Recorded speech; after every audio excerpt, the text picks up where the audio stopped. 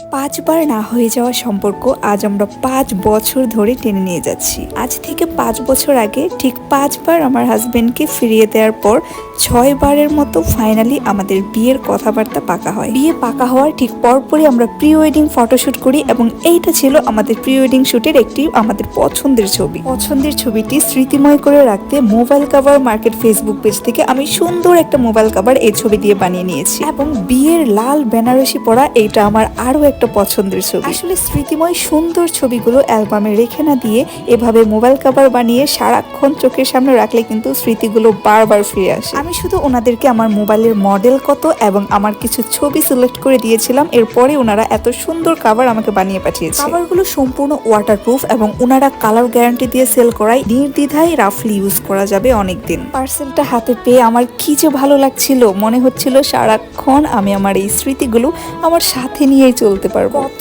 কত স্মৃতি জড়িয়ে আছে এই ছবিগুলোর মধ্যে। এগুলো আসলে শুধুমাত্র একটা ছবি না, এগুলো হলো আমার জীবনের এক একটা গল্প। আপনারাও জীবনের গল্প বাঁচিয়ে রাখতে এভাবে কাস্টমাইজ করে মোবাইল কভার বানিয়ে নিতে পারেন।